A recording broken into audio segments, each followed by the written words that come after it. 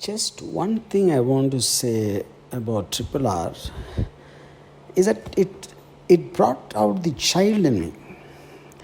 See, child in me, I don't mean by that as in children's film, because a children child is different in the context of what I'm talking about.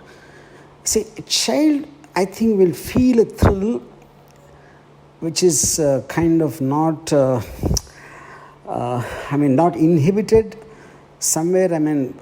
When you're intelligent, when you think you're sensible, when you want rationality, you almost feel adult. You will lose something in your life, you lose something to enjoy purely for what it's intended to be, what it is.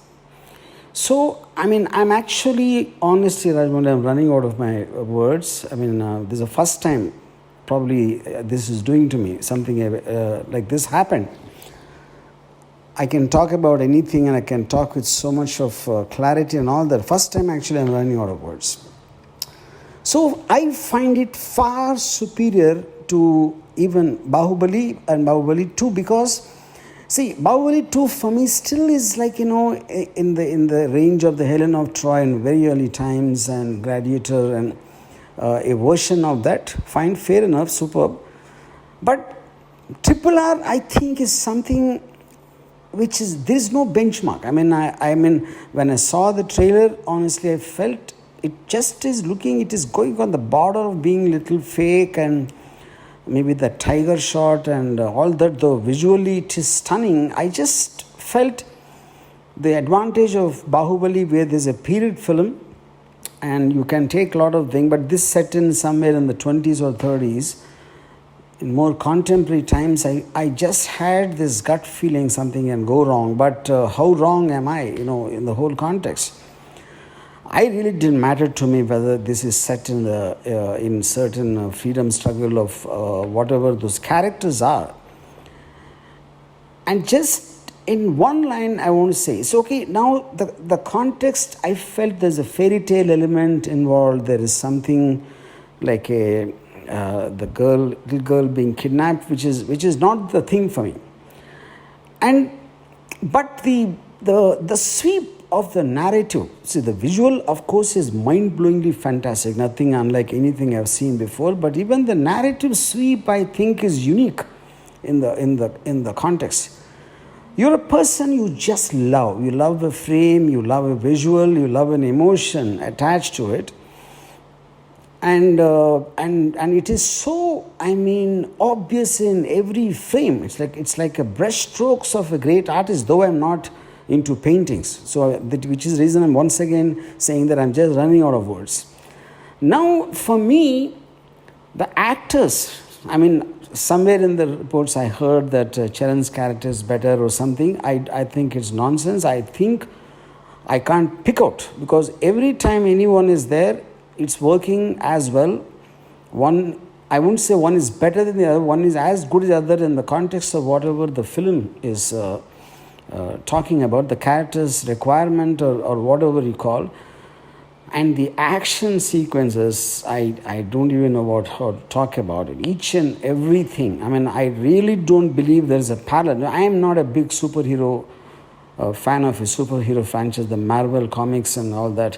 When I heard about the Ram Charan and Tarak fight, I thought somewhere it will be in the zone of the Batman-Superman fight. It should be somewhere around that. But I felt it caught such a right balance between being real and unreal. There is a human being and there is a Superman kind of a strength or a ability, you call. So the emotions on Tarak's and Ram Charan's face is so human, and what they do is superhuman, and that mix is something I don't believe I've ever seen so far. That is something else.